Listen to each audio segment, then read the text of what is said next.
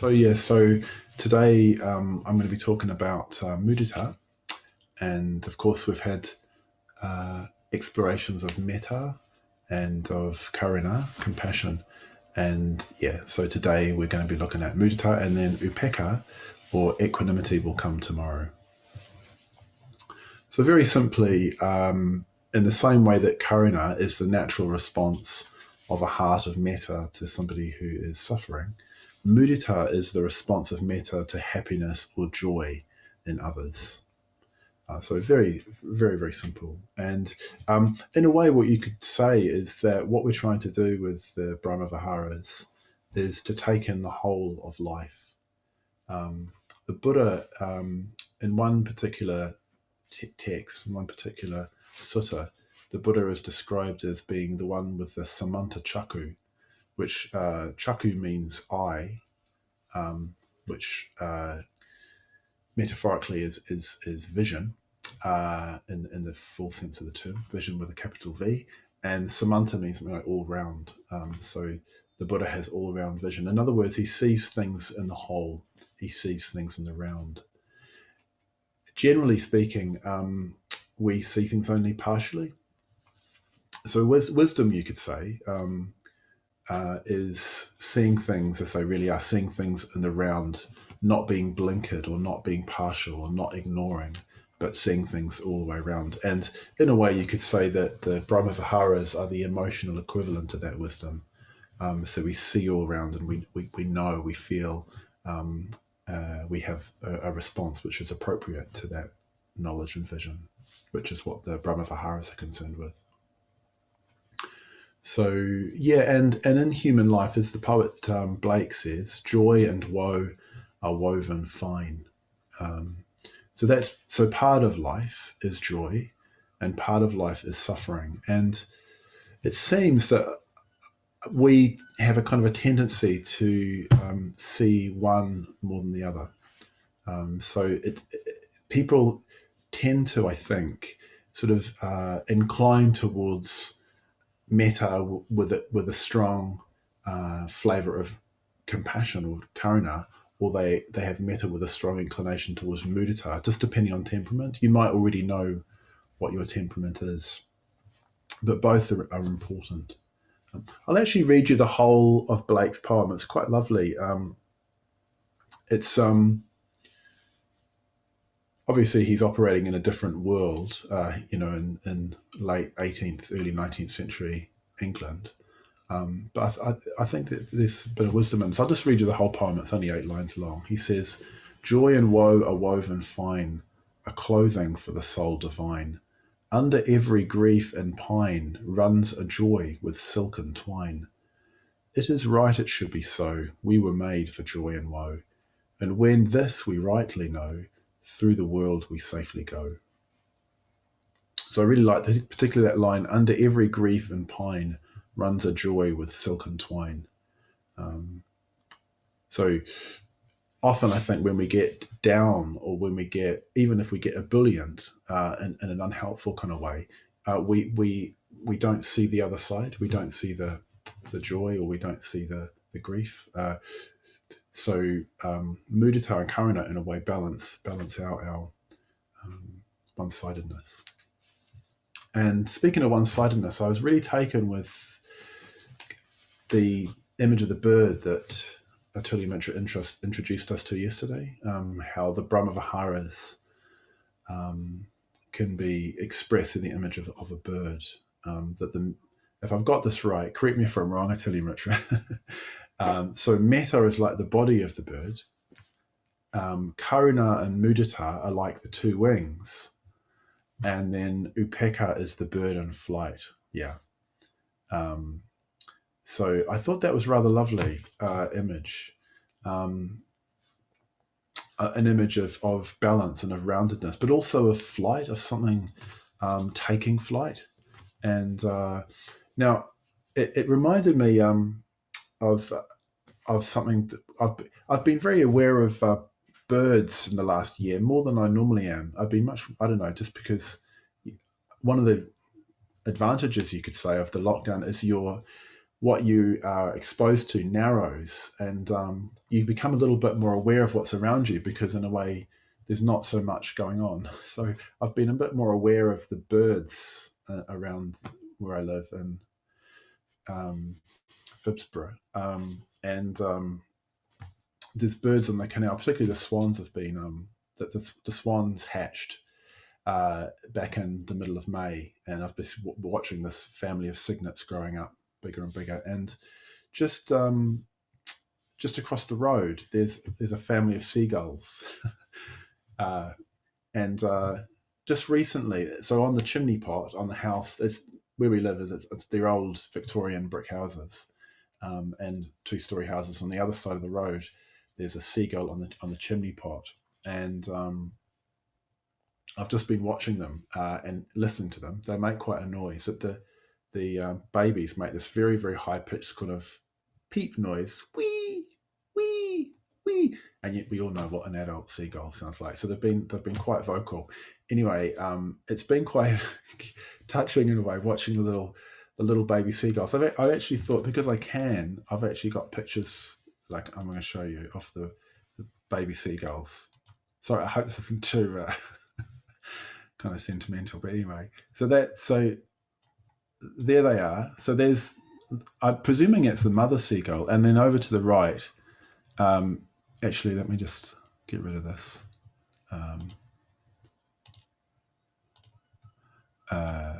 Over to the right, you can see the baby seagull. Now, this particular slate roof, it's very slippy slates, and you can see the seagull there, the little baby seagull, is desperately trying not to slide down the roof. It's really quite pathetic in a way. It's kind of trying to hold on with its beak as well as its feet and its wing, trying not to fall down the slate roof. And there, hang on, and there they are again. So there's a little bit of fluff, a little bit of grey fluff, which is the baby seagull, and then the mother kind of looking down at it, a wee bit sternly perhaps in that photo. And the two of them are. There's actually another seagull, but I wasn't able. Another baby, but I wasn't able to get the picture of them. So what's really striking about these baby seagulls is that they're utterly defenseless and they can't fly, so they can't go anywhere.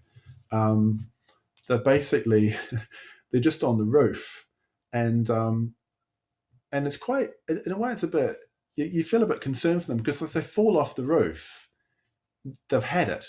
I mean, there's a multitude of cats that live across the road, and they're very, very vulnerable, and they're completely reliant on their mother to bring them their food. I'm assuming it's the mum. There may be a dad as well. I'm not 100% sure about that. There are other seagulls around, but they might be aunties. I don't know, but anyway, I was just thinking of the baby seagulls, and they've basically just got to patiently wait until they grow up enough that their wings can take them away.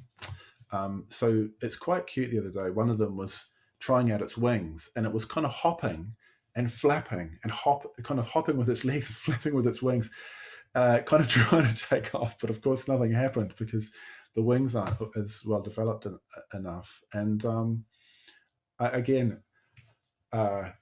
just thought, oh yeah, I'm a bit like that. That like I know that, like presumably the seagulls, little baby seagulls, see the parent seagull and flying off, and somehow they know that they're going to be able to do that one day. But for the moment, they're not able to do that. And I kind of was thinking, oh, it's a bit like that with the Brahma Viharas. It's a bit like, I know that there's more I can do, more, so to speak. I've got more within me that can develop. But right now, sometimes it just feels like I'm flapping a little bit. And I found that actually really encouraging, because sometimes we can think in terms of, well, we've either got karana or we don't have karana. And if we don't have it, or if we know that we're in a negative mental state, we can feel a bit bad about it or something. We can think of it in quite black and white terms. But really, what's important is that we realize that what we're engaged in is a process of growth. It's not a black and white situation of like, we've either got it or we don't have it. what we're doing is we're growing a little bit like the bird will naturally grow. It'll just keep eating the food that its mother brings it, and it will naturally grow. And at some point, it will take off and fly into the blue. And that's the same for us. So we will grow if we just keep practicing. We'll grow. So in a way, the practices that we're doing, the Karuna Bhavana, Mudita Bhavana, which we'll do later, and ethics and wisdom and communication and friendship, all these things help us to grow. And it's a natural process. We can't force it in the same way that the bird can't force the process of its growth. But presumably, it just has confidence that one day it'll take off. I mean, you know, that's just natural. So I just wanted to bring that in, and also wanted to bring in another image, which is the image of Tara. So where are we now? So there she is. There's Tara. So she's the green Buddha appearing as a bodhisattva in female form, with Amitabha on her head. Now you can just see Amitabha very small there, but he's sitting on her head, the Buddha of infinite light. And yeah, she's sitting on a lotus. In this image, she's sitting on a pink lotus, and she's got the blue body aura and the red head aura. And in her hand, she holds these lotus sprays. And I'll just zoom in for you. See that lotus spray there?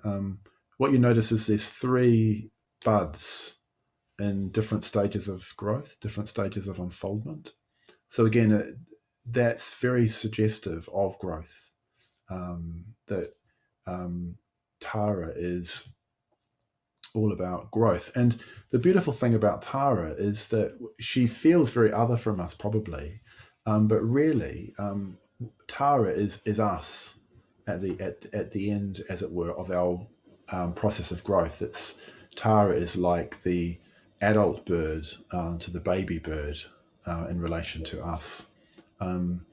So the more and more we develop, the more and more we come to embody the qualities that Tara possesses of fearlessness and generosity in particular, and compassion. Interesting, when we did the Tara Puja the night before last, there were also verses about Mudita. I just wanted to introduce the image of Tara and the lotuses, and this idea that we are to Tara as that baby seagull is to the adult seagull.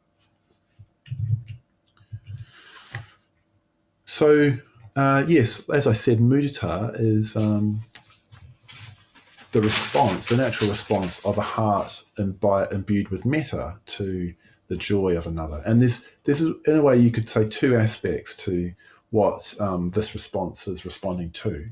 Mudita is responding to. First of all, there's people's happiness, and secondly, there's people's good qualities. So it's that response that we respond to things going well for somebody else, success, joy. We're just happy that other people are happy.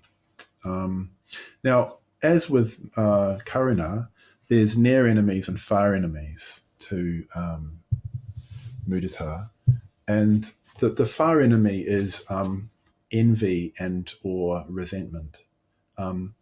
So it can be quite challenging sometimes when something really good happens to someone who we're close to. Sometimes, if we're honest, our joy for them is not unqualified. There's a quote from Gore Vidal, the American writer. He says, "Every time a friend succeeds, I die a little." Very honest. So I was thinking it's kind of like inverted Schadenfreude. So Schadenfreude is the joy we feel at somebody else's misfortune, but sometimes we feel a sort of almost a disappointment for ourselves with somebody else's success. So again, I think it's really important. Part of the reason I wanted to talk about growth is we don't need to feel bad about that. There's no value or there's no benefit to feeling bad about the fact that we don't feel happy with our friend's happiness. But we just need to acknowledge it and recognize it for what it is, and recognize that actually we can grow into more than that. But sometimes I think we can almost use practices and teachings like the Brahma Viharas to kind of almost give ourselves new sticks to beat ourselves with. So it's just a matter of acknowledging, oh, okay, actually, I'd really like to feel happy for my friend, but right now I feel a wee bit disappointed for myself. Um, and I know all about this. Probably we all do. I used to be I went to music school, and it was a jazz course that I did. And in my year at jazz school, there was 5 guitarists. Okay, so guitarists are notorious for being competitive. So there's a joke. How many guitarists does it take to change a light bulb? It takes 100. It takes 1 to screw in the light bulb, and 99 to say, "Well, I could have done it better." So, and it's kind of true. Those jokes about musicians, they're kind of true. And I remember it was really painful because you're kind of like, these were my friends. Actually, I liked all of them, all of these guys, but there was this kind of simmering kind of competition. You wanted to be better than them, and it was quite painful actually. Like being in these situations where somebody would perform and you kind of knew that they'd done a really good job, and part of you was impressed and part of you was kind of, well, dying inside a little, as Fidel says. Really difficult. I remember finding it emotionally really quite difficult, being in that situation. No doubt you've got your own examples in your own life. Well, you might not. Hopefully you don't. But I think it's all too human, this kind of thing. Yeah, when particularly with people who are our peers, we perceive as being our peers, that we feel this kind of yeah, complexity in terms of our emotional response to their success.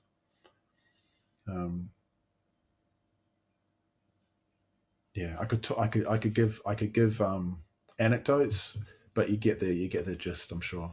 Um, yeah, so that's one of the that's basically the fire enemy. So it's just important to recognize that. So it is lovely when somebody is achieves something, or succeeds in something, or something pleasurable happens to them, or they experience good fortune, and you just have a straightforward response of joy for their joy.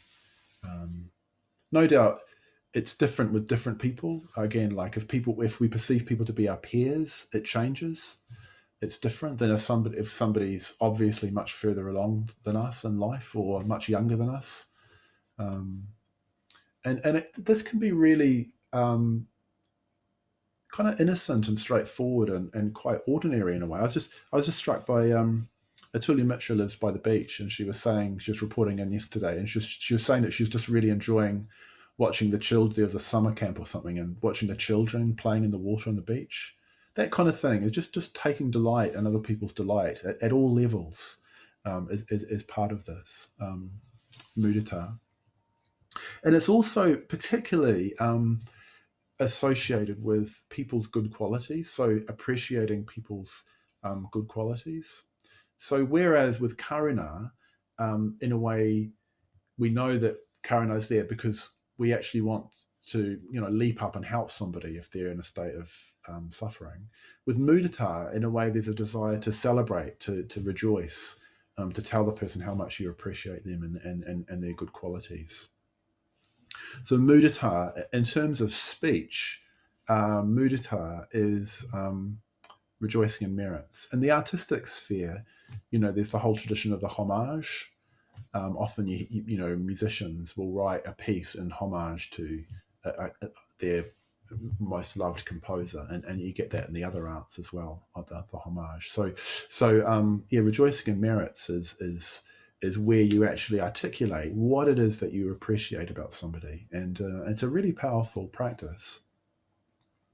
So in the puja that we did last night, and actually the puja that we did the previous night, there's a whole stage of rejoicing in merit. So what we say is, I rejoice with delight in the good done by all beings, through which they obtain rest with the end of suffering. May those who have suffered be happy. I rejoice in the release of beings from the sufferings of the rounds of existence. And then I rejoice in the nature of the Bodhisattva and the Buddha who are protectors. Um, so that's interesting. You rejoice in the nature of the Bodhisattva. You rejoice in the particular qualities of the Bodhisattva. And when we rejoice in people around us, we're rejoicing in the qualities which are reflections, perhaps, or intimations, or the first bud of those Bodhisattva qualities.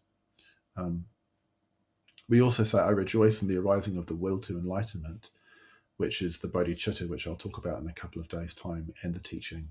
Those oceans that bring happiness to all beings and are the abode of welfare of all beings. So there's very much a sense that you're just pointing out, you're highlighting, you're expressing your appreciation for those good qualities. So this is a tradition that we have in Buddhism, and I think in Triratna we've really made something of this, a tradition of punya modana, which means rejoicing in merit. Punya is often translated as merit. Yeah, it's kind of like a positive, skillful momentum. So modana is where we rejoice in that merit.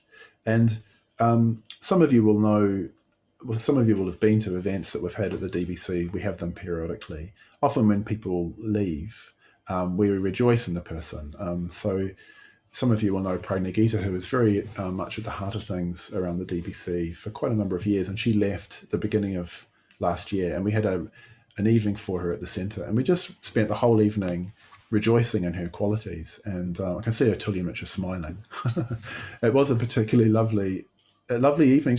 It just felt really kind of innocent, really innocent and strange in a way. It just felt, and I don't mean this in a negative way, but kind of completely useless. Like it didn't serve any utility. It didn't have any utilitarian function. It was just highlighting. We were just all reflecting on Pragnagita's qualities, and it's an extremely positive thing to do. And it's a really good way, actually. If you're in an environment which is a bit toxic or a bit septic, there's a lot of criticism going on. One way of turning that around is just to point out something positive. It's quite an interesting. It's quite difficult to do that, but if you can, like if somebody's being criticised unfairly or unhelpfully, which usually when people are being criticised, it is. I mean, to be frank.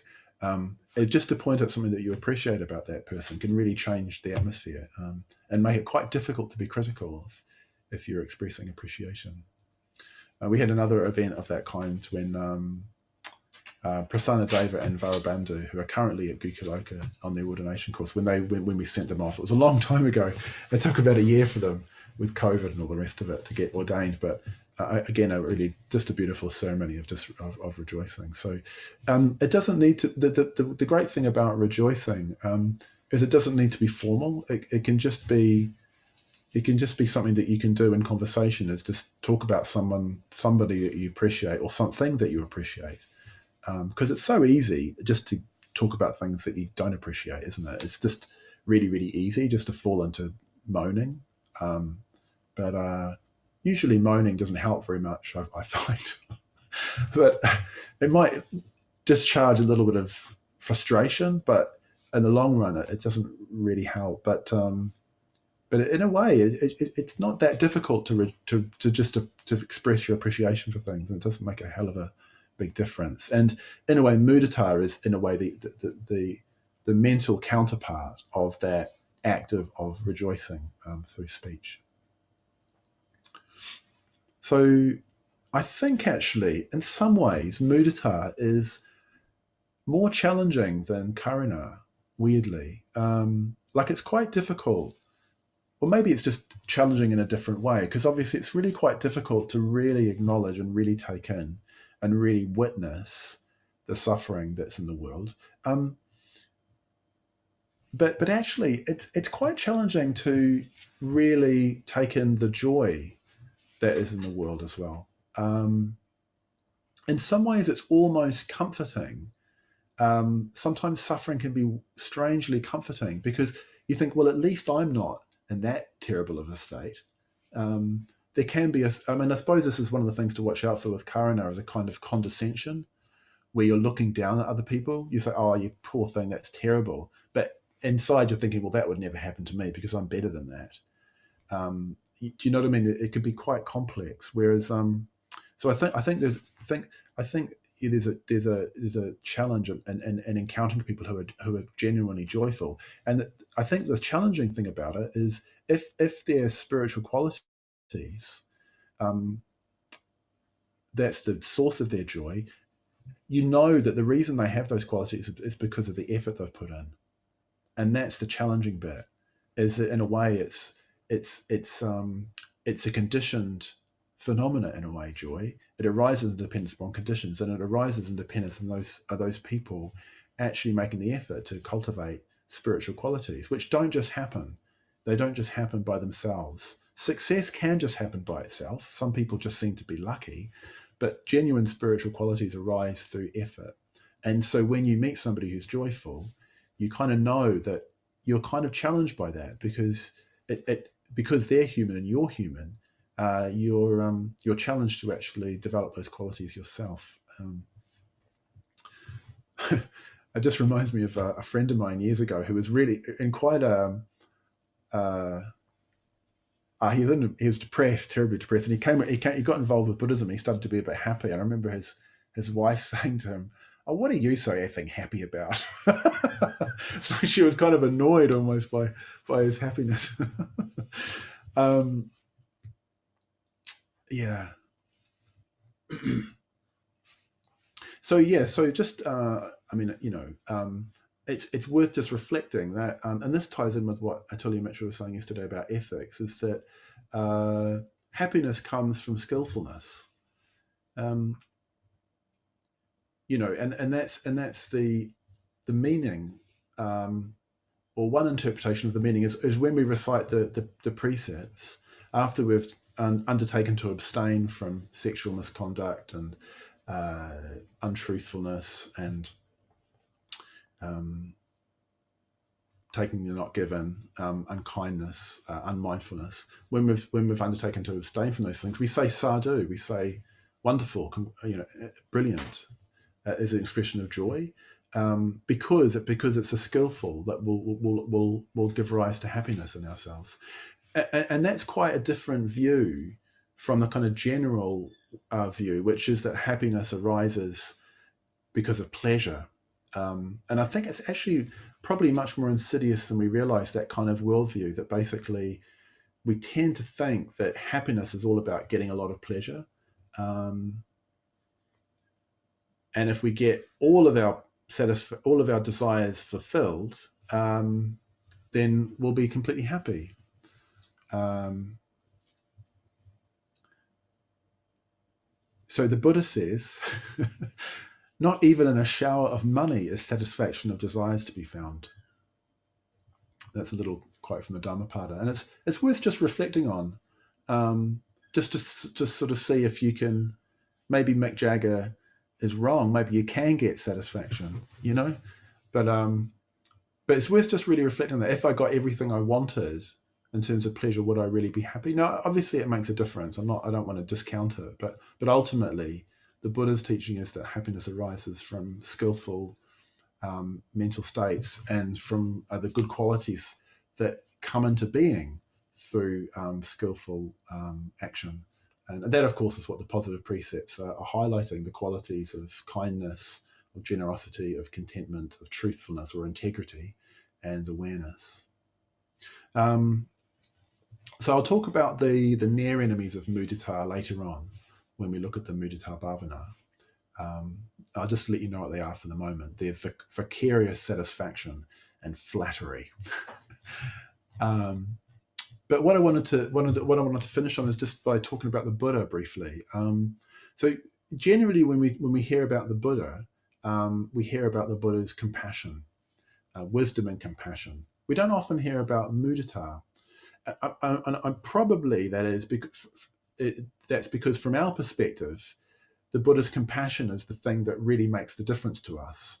And from his perspective, when he sees us, what will arise will be compassion because we're suffering, particularly from perspective of an enlightened being who's free from suffering, our experience would be suffering. And so therefore the natural response of a Buddha would be great compassion. We heard a little bit about that in the puja last night. But there's this lovely little story, and I just wanted to finish with a story of the Buddha and his disciples. And what they're doing is they just rejoice in each other. So the story is that some of the Buddha's foremost disciples, so Sariputta, Ananda, Mahamoggallana, Mahakāshyapa, Revata, and Aniruddha, they were all staying in a solitary wood, the Gosinga solitary wood. And basically, Moggallana emerges from his meditation and he goes to Mahakāshyapa and he says, "Hey, let's go visit Sariputta and hear Sariputta talking about the Dharma." Now, what's important to recognize is these guys are all arahants, they're all awakened. So they don't need to hear the Dharma, but they just want to, presumably. So they go to Sariputta and they hear the Dharma. And this is what the text says. He says, the Venerable Sariputta saw Revata and Ananda, they also went to see Sariputta, coming in the distance, and said to the Venerable Ananda, "Let the Venerable Ananda come. Welcome to the Venerable Ananda, the Blessed One's attendant, who is always in the Blessed One's presence. Friend Ananda, the Gosinga solitary wood is delightful. The night is moonlit. The solitaries are all in blossom, and heavenly scents seem to be floating in the air. What kind of bhikkhu, friend Ananda, would illuminate the Gosinga solitary wood?" So he's just basically inviting Ananda to sort of just rejoice. And then this is what he says. He says, "Here, friend Sariputta," they traditionally refer to each other as friend, "a bhikkhu has learned much, remembers what he has learned, and consolidates what he has learned. Such teachings as are good in the beginning, good in the middle, and good in the end, with the right meaning and phrasing, and which affirm a holy life that is utterly perfect and pure. Such teachings as these he has learned much of, remembered, mastered verbally, investigated with his mind, and penetrated well by view. And he teaches the Dhamma to the four assemblies with well-rounded and coherent statements and phrases for the eradication of the underlying tendencies. That kind of bhikkhu could illuminate this Gosinga solitary wood." So he's just rejoicing in the kind of in a particular quality of a bhikkhu. And then Sariputta asks Aniruddha, who's another one of the assembly, to do the same. What kind of bhikkhu Aniruddha would illuminate the Gosinga solitary wood? And here, in a way, he goes on quite a different tack. He says, "Here, Sariputta, with the divine eye, which is purified and surpasses the human, a bhikkhu surveys 1,000 worlds, just as a man with good sight, when he has ascended to the upper palace chamber, might survey 1,000 wheel rims. So too, with the divine eye, which is purified and surpasses the human, a bhikkhu surveys 1,000 worlds." That kind of bhikkhu could illuminate this Gosinga solitary wood. And then Kassapa, he rejoices in the renunciant life. Moggallana rejoices in just bhikkhus having a Dharma conversation with each other, and Sariputta rejoices in meditation. And then what they do is they decide to go and see the Buddha. So the Buddha's somewhere else in the solitary wood, and they go and see the Buddha, and they basically tell the Buddha what they've just done. So they've just got you just get the impression of these people. They're just these bhikkhus. They're just rejoicing in the qualities and the fruits of the Dharma life, just for the sake of it, just with their friends. So what do you reckon, Ananda? Oh, that's interesting. What do you reckon, Mahakāshyapa? What do you think, Mahamoggallana? And they bring out these different elements, these different perspectives, and these different qualities, and it highlights what the point that the parable of the rain cloud was making, that each person, each human being, through their engagement with the Dharma, grows into themselves. You don't become a kind of uniform, off the production line arahant or enlightened person. You kind of grow more fully into yourself. And then they go to the Buddha, to the Blessed One. And interestingly, even though they're all awakened, except for Ananda, the Blessed One is still amazing, and they're still awestruck by the Buddha, the Bhagawan. and then they talk to him, and what he says, when this was said, the Venerable Sariputta asked the Blessed One, "Venerable Sir, which of us has spoken well?" And the Buddha says, "You have all spoken well, Sariputta, each in his own way. Hear also from me what kind of bhikkhu could illuminate this Gosing of solitary wood. Hear, Sariputta, when a bhikkhu has returned from his alms round, after his meal, he sits down, folds his legs crosswise, sets his body erect, and establishing mindfulness in front of him resolves, I shall not break the sitting position until through not clinging, my mind is liberated from the taints. That kind of bhikkhu could illuminate this Gosing of solitary wood." That is what the Blessed One said. Those venerable ones were satisfied and delighted in the Blessed One's words. So I just wanted to end on that note of, just in a way, it's sort of a note of beauty, I suppose, that it's just these qualities just exist for their own sake, and developing them and rejoicing in them is a really powerful spiritual practice, and that is what mudita is really about, rejoicing in the good qualities of others and the success of others.